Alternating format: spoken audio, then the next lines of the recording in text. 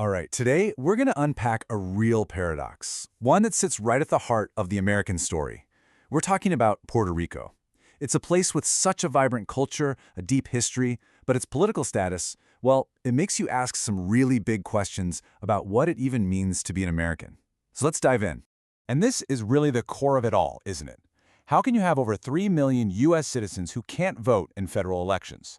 I mean, people born in Puerto Rico are citizens. They can serve in the U.S. military, they can move anywhere in the U.S. no problem. But if they live on the island, they get no vote for president, no real voice in the very Congress that passes laws that affect their lives. How is that possible? To get it, we've got to go way back. You see, to solve this modern-day puzzle, you can't just look at today's headlines. No. The real answers are buried in the past, in the power struggles and clashing empires of the late 1800s. And our story really kicks off in one single fateful year, a year that completely changed Puerto Rico's destiny, shifting it from one global power to another, just like that. You know, the speed of this whole thing is just staggering. Think about it. In 1897, after centuries under Spain, Puerto Rico finally gets a degree of self-government. It was a huge step toward more freedom. But that taste of autonomy was incredibly short-lived. The Spanish-American War breaks out, the U.S. invades, and boom. By the end of 1898, the island has a new ruler. A brief moment of sovereignty just wiped away in a matter of months. So this handover of power didn't make Puerto Rico a state. It didn't even put it on the path to statehood like, say, Arizona or Alaska back in the day. Instead, the U.S. created this new and, frankly, pretty confusing legal category for it. Okay, the term you have to know is unincorporated territory. It sounds complicated, I know, but it's crucial. This whole idea came out of a series of Supreme Court cases in the early 1900s. Basically, the court was trying to figure out what to do with these new lands the U.S. got from Spain, places with totally different cultures. So they came up with a solution. These lands would belong to the United States, but they wouldn't be part of the United States. That little distinction, it would change everything. And this is where the rubber really meets the road. Look at the difference it makes.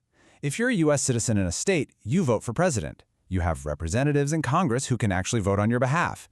But in Puerto Rico, no presidential vote. You get one representative in Congress, but they can't vote on final bills. And maybe the biggest one of all, the Supreme Court decided that the Constitution doesn't fully apply.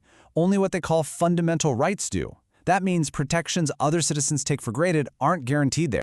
So, as you can probably guess, this really unique and unequal political setup has sparked a huge and often heated debate among experts for decades about what exactly you should call it. And here's the thing. As sources like Foreign Affairs and National Geographic point out, a lot of scholars look at this situation, they look at international law, and they conclude that it fits the definition of a colony. Now, that's not just a casual word they're throwing around. For them, it's a technical term for a place that's governed by another country without having full power over its own destiny. But look, this isn't just some dusty legal argument or an academic debate. This political status has very real, very profound consequences for the millions of U.S. citizens who live there every single day.